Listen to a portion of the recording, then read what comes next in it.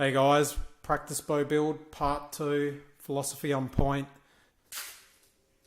I'm just going to come back where we left off last time, as you can see. And I'm just going to put these bits of tape here on the band, holding the two pieces of band together more securely, just so they don't sort of go all over the place once it gets worn in and used a bit. That's the theory anyway. We'll see how it holds up in the long term. Now,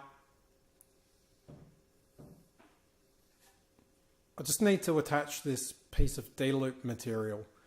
And what that's going to do is give the extra length, and it's going to have a loop in the end that's going to allow for the release aid to be attached. So just tying up this loop here in the material, and that's where we're going to attach our release aid to. And just give it a quick test, see how it's looking.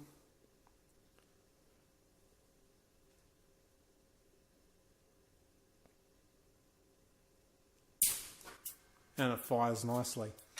Okay, so just quickly wrap over the tag end of the loop there.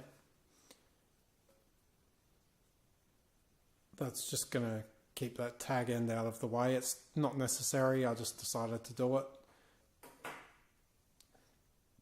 Now, just make sure the hook's in place. And you could kind of see, if you're looking, that the release turns slightly in my hand with the hinge, and that's what fires it. So it seems to be working. Obviously I'm just sitting at the table. I haven't picked it up and, anchored my hand in position. Anyway, so I'm just going to tie in this last little piece. And all it is a bit of rope, and I'm going to make a wrist sling out of it, just so when I'm holding the practice bow loosely as I'm firing it, it doesn't fly out my hand. That's the theory anyway. We'll see how it goes. So I've just made a loop, a bit of a slip knot tied on there, and then I'm just tying the other end down. Everything on this practice bow is done really simply, using pretty basic materials and very basic skills. None of it was planned. I just kind of bought the parts. I walked around the shops. I walked around the hardware store and found the bracket that I'm using for the main riser section of the bow. I went into the shop and bought an exercise band. I bought the cheapest one I could find. So we're just going to take this rope down now.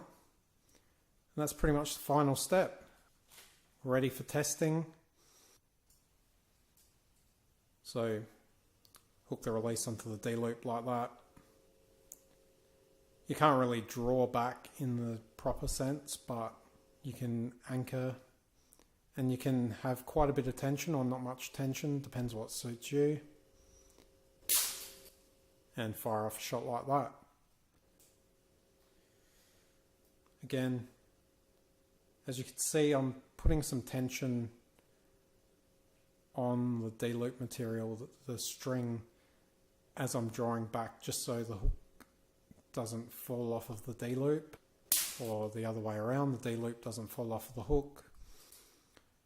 D loop onto hook, pull back. Once you've got tension, you can pull back.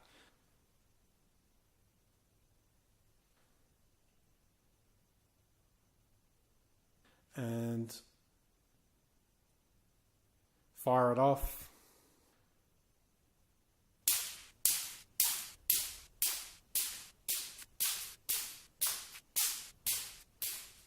Leave any comments you got below. Give the video a like if you enjoyed it, and subscribe down below. Thanks guys.